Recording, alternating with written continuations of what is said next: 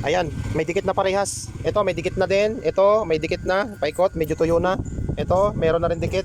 Yan, tsaka itong pandiin niya. Yan, meron na lahat. Salpak na lang natin. Napatuyo na rin natin yung rugby. Yan, madali lang magsalpak. Madali lang mag-align. Yan, papakita ko sa inyo. Ready na yan. Yan. Kaya unahin natin to.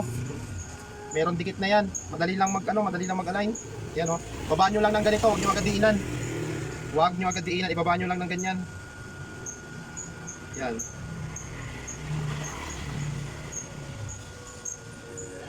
Andiin dito sa ilalim.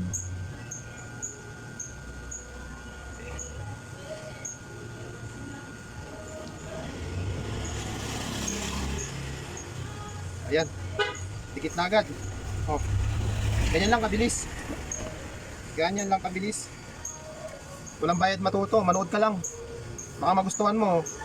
Paki-like na rin. Kasi marami pa tayong gagawin video na mga basic lang. Pero kahit basic lang, matututo ka. Yan. Tapos ito, tapat lang natin doon sa mga butas. May mga butas yan dito para sa tornilyuhan. May mga butas. Tapat din lang natin doon sa butas yung nilalagyan ng tornilyo. Yan o. Lagyan pa natin to ng another rugby. Yan. Yan. Good morning. Step by step kong ituturo sa inyo kung paano ipalit itong edge na to, itong rubber dito sa gilid kasi kalimitan ng speaker kapag medyo matagal na nasisira yung yung pinakang rubber niya sa gilid, baka ganito yung speaker nyo, pwede nyo akong sundan. Yan.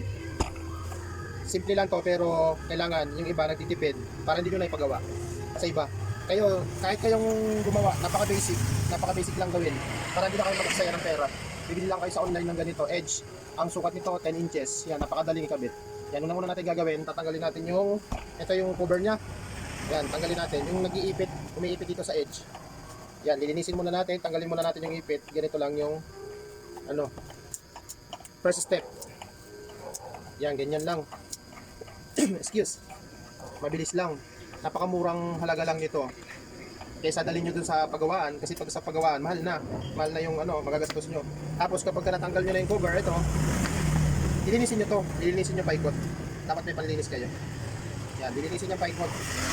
Pag alam yung malinis na, yan, pwede na nating idikit. Ito, tanggalan din muna natin itong isa. Sabay-sabay na natin to. Yan, mabilis lang. Yung iba na kaya naman nilang gawin na kailangan ng konting guide. Ito na. Itong na to, mga pambahay na speaker lang to. Yan, lilinisin lang natin, tatanggalin natin yung dating dikit. Kapag nalinisan na natin, pwede na natin applyan ng ginagamit pala dito rugby lang. Hindi na kailangan ng magandang pandikit, rugby lang talaga yung ginagamit dito. Pero kung may mas maganda, okay naman, walang problema. Pero kahit rugby lang, ayan. Yan, kung may ganito, kahit ganito, okay na. Yan, rugby.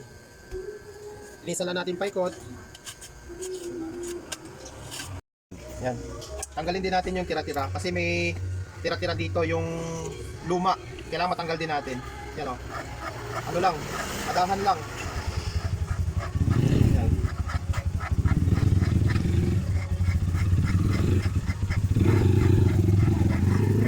Yan. Ayos na, natanggalan natin lahat. Tapos, malinis na rin to. Yan, ito yung nakuha natin lahat na dumi o. Yan.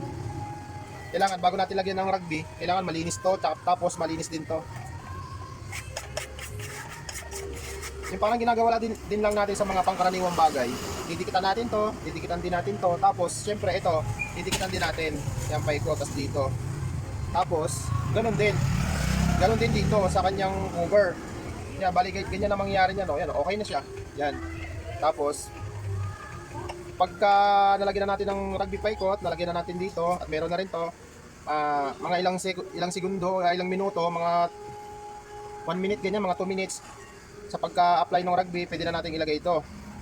Yan, kailangan maganda rin yung pagka-align. Madali naman i-align to. Madali naman to i-align.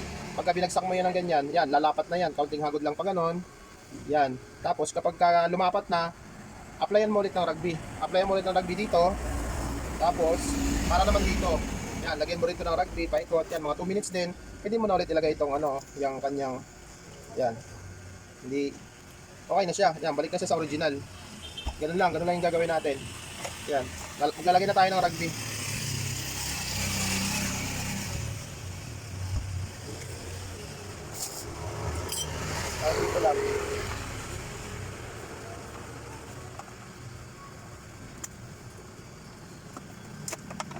napaka-basic lang, napakadali lang siyang gawin.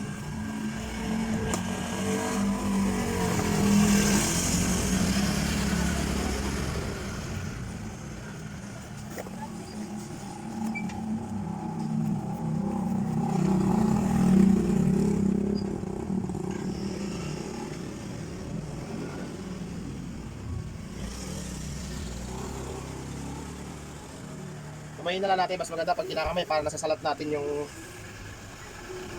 naramdaman natin kung ano pa yung wala na ano, madali, mabilis lang, ganyan lang, oh. Saglit lang. Parang 10 minutes nyo lang gawin. Yan, lagyan nyo to. Paikot, hindi kahit hindi sobrang kapal, sakto lang.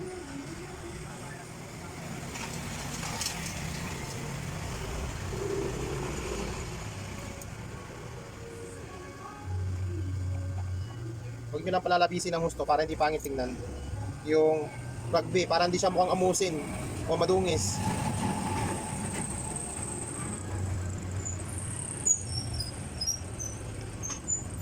Mas maganda kapag kinakamay para yung mga sulok-sulok nalalagyan, yung mga kasingit-singitan. Tapos nahagod mo pa siya ng maayos kapag kinakamay. Tapos tatansya mo rin yung diin sa speaker kasi hindi naman pwede yung sobrang diin.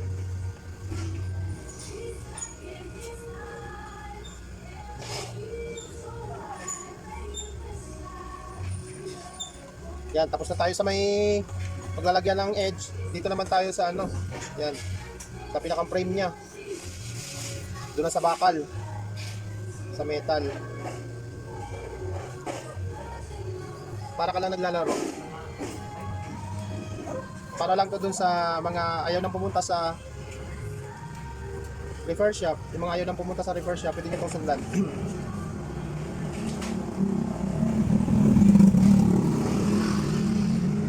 Yung mga mahilig, mamutingting, ma-identify nyo kapag sira na itong edge, itong ano na to, rubber na to, mapapansin nyo, yung speaker nyo medyo garalgal, medyo basag yung tunog. Medyo basag.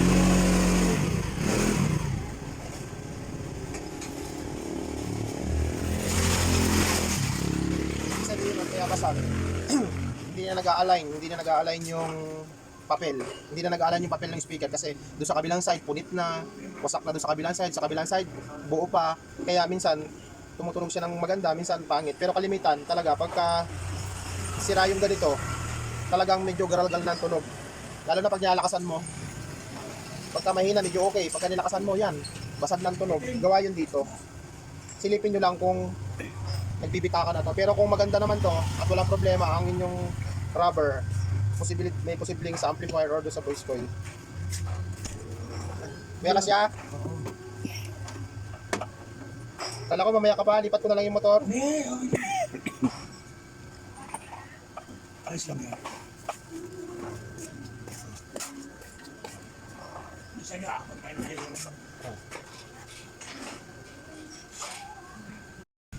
Ayan, may dikit na parehas. Ito, may dikit na din. Ito, may dikit na. Paikot, medyo tuyo na. Ito, meron na rin dikit. Yan, tsaka itong pandiin niya. Yan, meron na lahat. Salpak na lang natin. Napatuyo na rin natin yung rugby. Yan, madali lang magsalpak. Madali lang mag-align. Yan, papakita ko sa inyo. Ready na yan. Yan. Kaya unahin natin to. Meron dikit na yan. Madali lang mag-align. Yan o. Babaan nyo lang ng ganito. Huwag nyo agad diinan.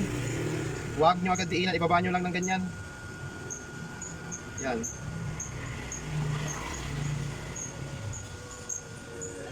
Andiin dito sa ilalim.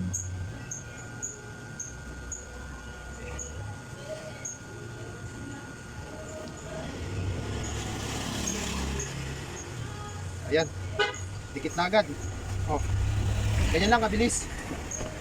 Ganyan lang kabilis. Walang bayad matuto. Manood ka lang. Baka magustuhan mo. Paki-like na rin. Kasi marami pa tayong gagawin video na mga basic lang. Pero kahit basic lang, matututo ka. Yan. Tapos ito, tapat lang natin doon sa mga butas. May mga butas yan dito para sa tornilyuhan. May mga butas. Tapat din lang natin doon sa butas yung nilalagyan ng tornilyo. Yan o. Lagyan pa natin to ng another rugby. Yan. Ito naman. Yan. Basta lagyan lang natin lahat. Paikot. Yan, okay.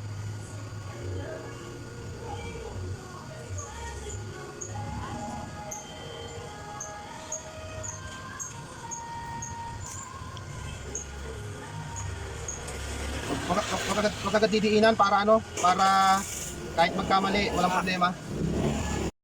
Yan.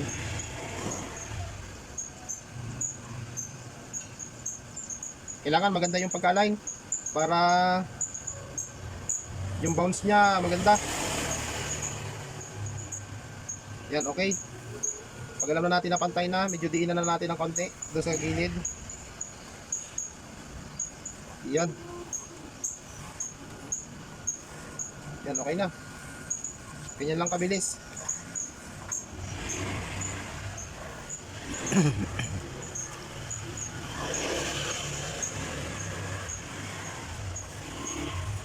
Yan, ang ganda oh. Walang kasabit-sabit oh. Wala. Ang ganda. Smooth. Tapos, applyan natin yan ng rugby dito ulit para dito. Kasi ito, meron na to. May rugby na to. Ito na lang. Medyo i-din lang natin yung sa baba.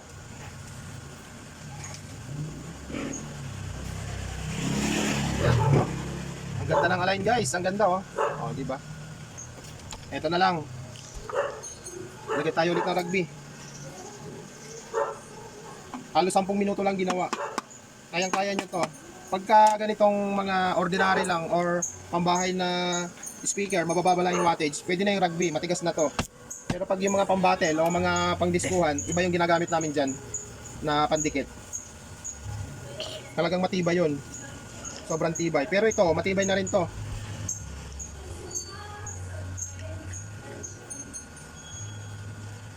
Pag maglalagay kayo nito, mas maganda kinakamay lang.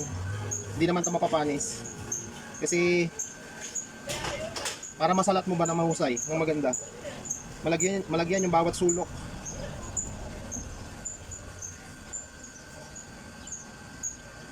Para malagyan yung bawat sulok. Sinishare ko sa inyo kahit basic lang to. At least, yung iba kasi gustong makita to yung ganito, yung paggawa ng ganito. Yung iba naman, tinatawanan lang tayo, basic lang to sa kanila. At least, nakapagbigay tayo ng idea doon sa mga hindi marunong or marunong, tas nakalimutan na nila yung gagawin.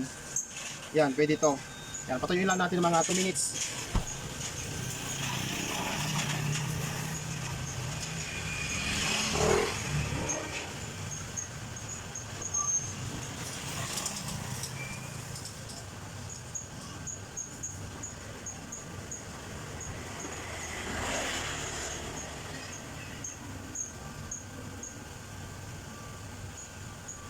Isang way lang ng padaan, manipis lang, wag yung makapal.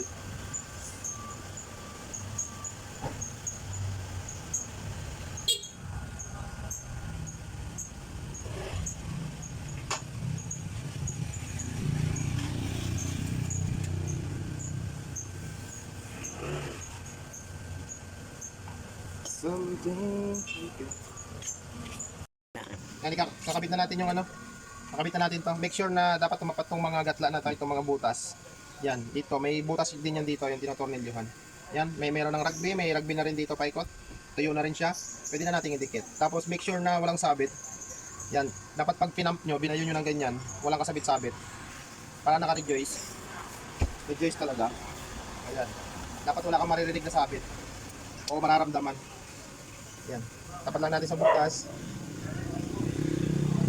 Pare-parehas naman ang butas dito. Yan. Okay.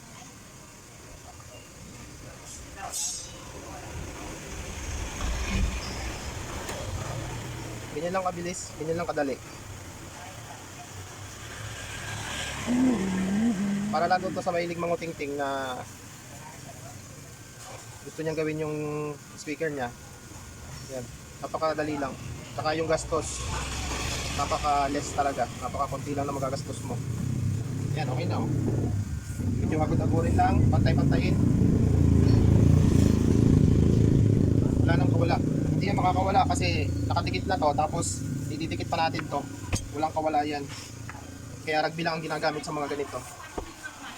Lalo na kung mga, kahit di 15, kung ordinary lang, hindi siya pang-battle or hindi siya pang-diskuhan talaga. Kahit rugby, okay lang, matigas na din. Ayan, 1-0 na oh. Balik na sa dati eh. Ito, may isa pa. Simpleng bagay lang to, pero sa iba, Pero sa iba, malaki na to, malaking bagay na.